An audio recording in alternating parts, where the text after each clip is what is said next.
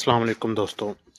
काफ़ी पूछा जाने वाला सवाल कि तुसी कुरबानी दे बकरियां नूं वंडा किहड़ा पा रहे हैं, तो मैं क्या तुहाडे नाल अज वीडियो च ही शेयर करा। हर जिहड़ा सवाल है ना उहदा मैं कमेंट नहीं करदा हुंदा, मैं जवाब कमेंट च नहीं दिंदा हुंदा, मैं कहना चलो वीडियो च ते बाकी भी जिन्ने लोग हैं उन्हां दा भी फायदा हो जाए।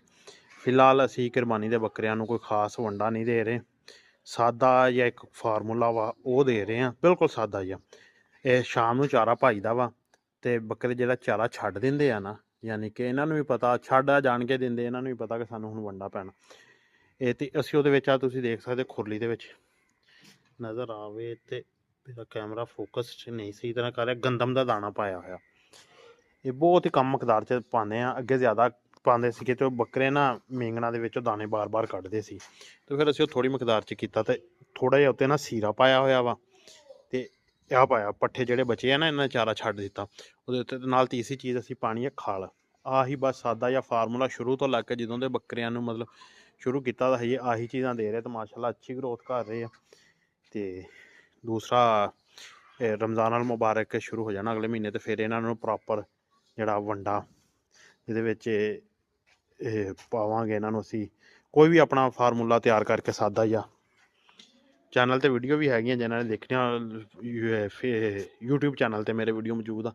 ਫਿਰ ਅਸੀਂ ਇਹਨਾਂ ਨੂੰ ਕੋਈ ਨਾ ਪ੍ਰੋਪਰ ਫਾਰਮੂਲਾ ਉਹ ਤੁਹਾਡੇ ਨਾਲ ਸ਼ੇਅਰ ਵੀ ਕਰਾਂਗੇ, ਉਹ ਵੰਡਾ ਇਸਤੇਮਾਲ ਕਰਵਾਵਾਂਗੇ। ਹੁਣ ਖਾਲੇ 'ਤੇ ਪਾਵਾਂਗੇ, ਤੀਸਰੀ ਚੀਜ਼ ਖਾਲ ਪਾ ਕੇ ਤੇ ਬੱਕਰਿਆਂ ਨੂੰ ਛੱਡ ਦਾਂਗੇ, ਨਾਲ ਹੀ ਆ ਪੱਠੇ ਵੀ ਬਿਲਕੁਲ ਖੁਰਲੀਆਂ ਸਾਫ਼ ਕਰ ਦੇਣਗੇ, ਖਾ ਜਾਣਗੇ।